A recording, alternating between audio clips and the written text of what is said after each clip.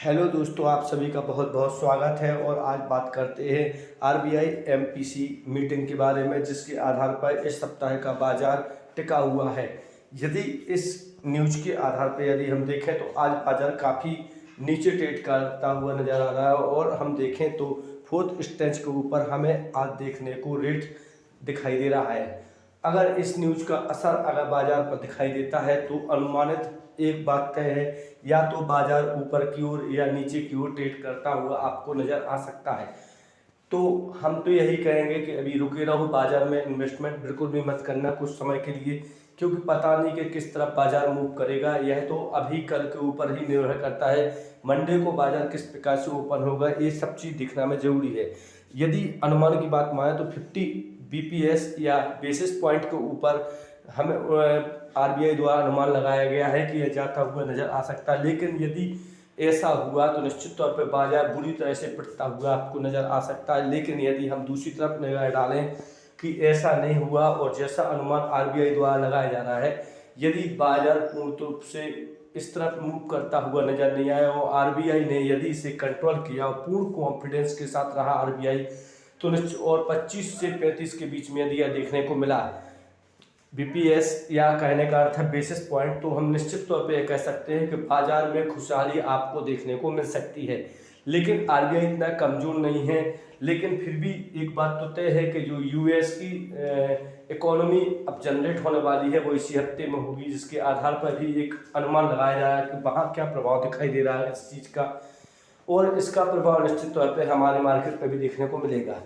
तो हम न्यूज़ पे बने रहेंगे और देखते रहेंगे कि बाजार में हमें किस प्रकार से मूव करना है और किस प्रकार से हम उस पर ध्यान रखेंगे। लेकिन एक चीज़ जरूर देखेंगे, इन्वेस्टमेंट बिल्कुल भी मत करना, क्योंकि यदि कल का मार्केट और परसों का मार्केट यदि अच्छा रहा तो ही हमें इन्वेस्टमेंट की ओर जाना है। क्योंकि मैं नहीं चाहूँगा कि किसी व्यूअर्स का पैसा डूबे या पैसा लॉस में जाए।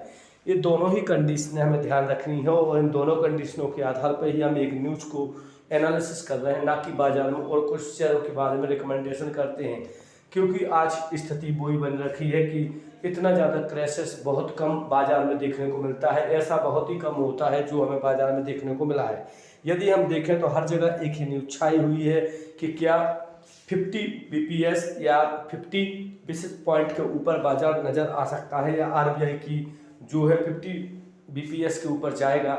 यदि ऐसा होता है तो निश्चित तौर पे है कि बाजार उसी हिसाब से गिरेगा जितना 2008 में और 2017 में गिरता हुआ आपको नजर आया था।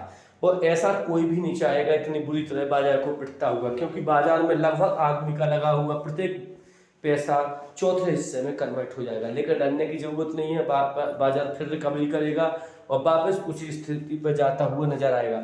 वहीं यदि यूक्रेन वार को भी देखें हम तो निश्चित तौर पर कह सकते हैं कि वहाँ भी कुछ खतरनाक होने के आसार दिख रहे हैं, इसलिए उसके भी हमें मार्केट के ऊपर प्रभाव दिखाई देंगे।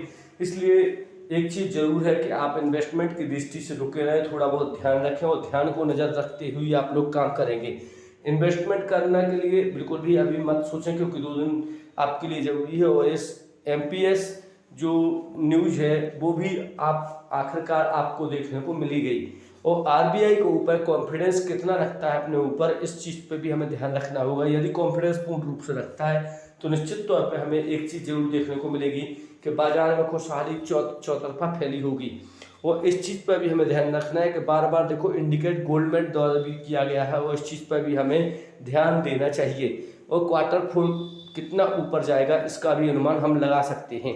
निश्चित तौर पे